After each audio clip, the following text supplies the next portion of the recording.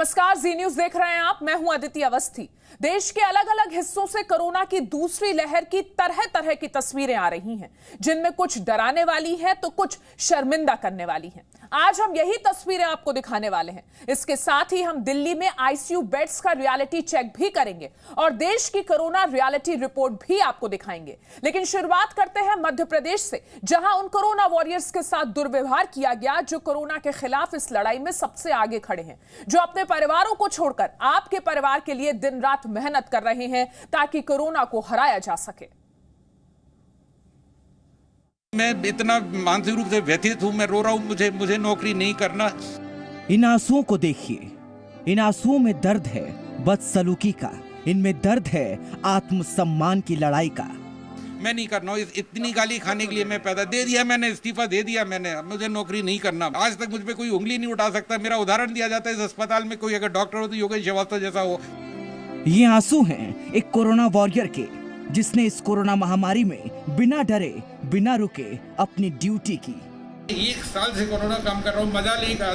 सुबह से लेकर रात से लेकर 1.5 घंटे के अंदर खत्म हो गया। इसमें मेरी क्या गलती? लेकिन उसके बाद भी उनके साथ होती है बदसलूकी।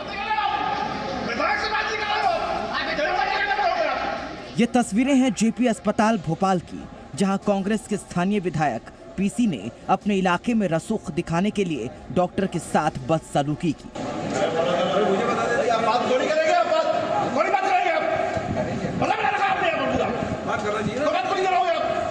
हमसे बात किससे बात करूं?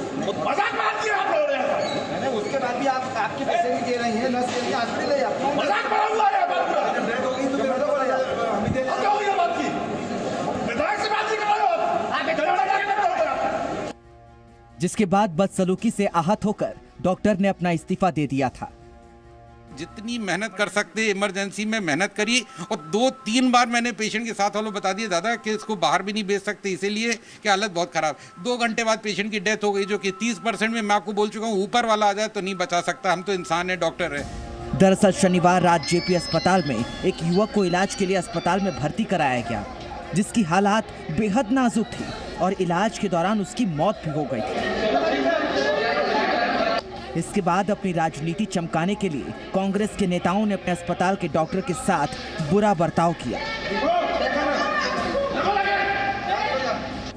हालांकि बाद में अपने साथी डॉक्टरों के समझाने के बाद डॉक्टर ने अपना इस्तीफा वापस ले लिया है। कोरोना काल में लगातार लोगों की जान बचाने वाले कोरोना वॉरियर के साथ ऐसा व्यवहार करना ठीक नहीं है, बल्कि हमें इनका हौसला बढ़ाना चाहिए ताकि इनका मनोबल बढ़ता रहे। देखिए, वो अभी दूसरी कॉल पर व्यस्त है। दिल्ली सरकार की कोरोना ऐप पर जाकर आईसीयू बेड के लिए किसी अस्पताल में जब आप फोन करेंगे तो इस वक्त ज्यादातर यही सुनाई देगा, क्योंकि दिल्ली में एक बार फिर आईसीयू बेड की कमी होने लगी है। आप देखिए, ये जो ऐप है दिल्ली सरकार की, जब आप इस पर देखेंगे तो आप पाएंगे कि ज्यादातर अस्पतालों में आईसीयू के जो बेड्स हैं वो अब नॉट अवेलेबल है। दिल्ली सरकार की कोरोना ऐप पर देखें तो ज्यादातर अस्पतालों में आईसीयू बेड उपलब्ध नहीं है, लेकिन जिन अस्पतालों में आईसीयू बेड हैं वहां की क्या स्थिति है, इसके लिए जी न्यूज ने रियलिटी चेक किया। ऐप के मुताबिक इस वक्त तक 13 जो आईसीयू बेड हैं वो अवेलेबल हैं। अब हम कोशिश करते हैं सफदरजंग अस्पताल में बात करने की और उन्हें फोन लगाते हैं और ये जानने की कोशिश करते हैं कि अगर आखिर हमें बेड चाहिए तो हमें वो बेड कैसे मिलेगा।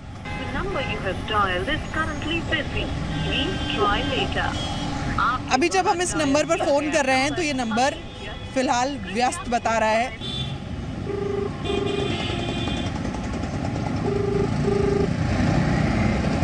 Welcome to Batra Hospital and Medical Research Center.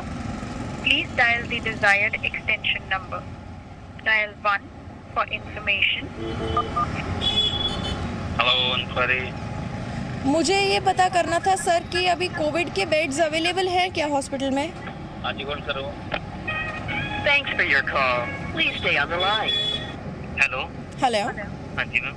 Sir मुझे ये पता करना था कि अभी कोविड के जो बेड्स हैं वो अवेलेबल हैं क्या? मैम अभी हमारे पास भी बेड्स अवेलेबल नहीं, अभी पूरा फुल है। अभी हमारे पास जो बेड्स है सारे पूरे फुल हो रखे हैं। अच्छा, ये नॉर्मल कोविड बेड्स भी फुल है और वेंटिलेटर्स वाले भी फुल है क्या? मैम आईसीयू और नॉर्मल दोनों ही पूरे फुल है अभी हमारे पास। दिल्ली सरकार ने कहा है कि अगर मेडिकल सुविधाएं कम पड़ गई तो लॉकडाउन लग सकता है। ऐसे में दिल्ली के अस्पतालों में आईसीयू बेड कम होने का खतरा बड़ा है। पिछले एक हफ्ते के अंदर हमने 5000 बेड बढ़ाए हैं। आज भी 50% बेड अवेलेबल है और हम फर्दर इंक्रीज कर रहे हैं। दिल्ली में पिछले 24 घंटे में अब तक के सबसे ज्यादा 10,774 नए कोरोना केस आए हैं और इसी के साथ एक्टिव मामले बढ़कर 34,341 हो गए। देश में कोरोना का बढ़ता संक्रमण दिन ब दिन नए नए रिकॉर्ड बना रहा है और इस बढ़ते संक्रमण से सबसे ज्यादा प्रभावित राज्य है महाराष्ट्र, जहां 24 घंटे के भीतर कोरोना के 63,294 नए मामले सामने आए और कोरोना संक्रमण की वजह से 349 लोगों की मौत हो गई। प्रधानमंत्री मोदी ने बढ़ते कोरोना से लड़ने के लिए TTT यानी टेस्ट, ट्रैक, ट्रीट को मूल मंत्र बताया था।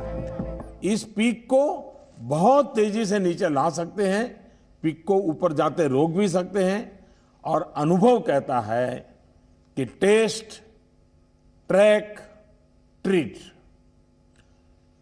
कोविड एप्रोप्रिएट बिहेवियर और कोविड मैनेजमेंट, इन्हीं चीजों पर हमें बल देना है। इसके बाद भी महाराष्ट्र के नासिक में RT-PCR टेस्ट नहीं हो रहे हैं, जिसके बाद से नासिक के टेस्टिंग सेंटर पर कोरोना टेस्ट कराने वालों की लगातार भीड़ बढ़ती जा रही है और जिनके टेस्ट हो रहे हैं उनकी रिपोर्ट आने में 3 से 8 दिन का वक्त लग रहा है। कोरोना टेस्टिंग करीबन 10 से 15 हजार तक ये पेंडिंग हो रहा है। आप देख सकते हो कितनी भीड़ टेस्टिंग के लिए यहाँ पर दिखाई दे रही है। कई लोग हैं जो 8-8 दिन तक टेस्ट नहीं मिलते। 3 दिन टेस्टिंग के बाद उसका रिपोर्ट 24 घंटे में आना जरूरी है, लेकिन रिपोर्ट 3 दिन 8 दिन ऐसे दिनों के बाद यहाँ पर मिल रहा है। ये अकेले नासिक का हाल नहीं है जहाँ टेस्ट करवाने वालों की भीड़ है।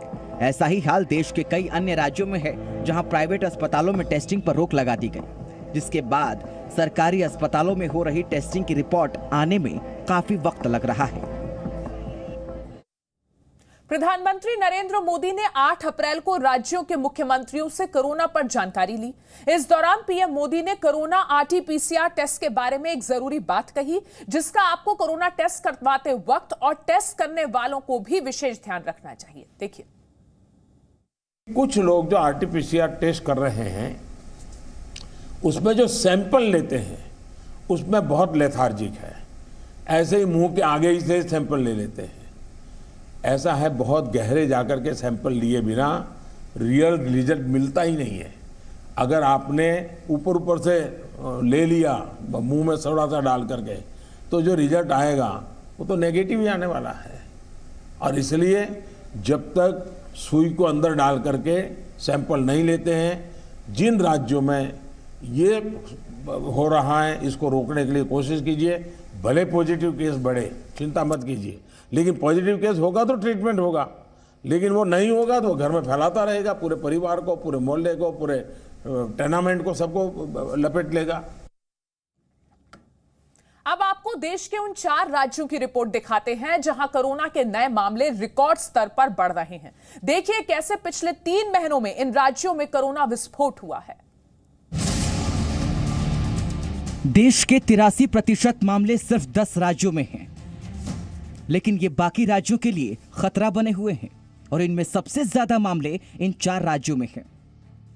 सबसे आगे महाराष्ट्र है, जहां पिछले 24 घंटे में 63,294 नए केस आए।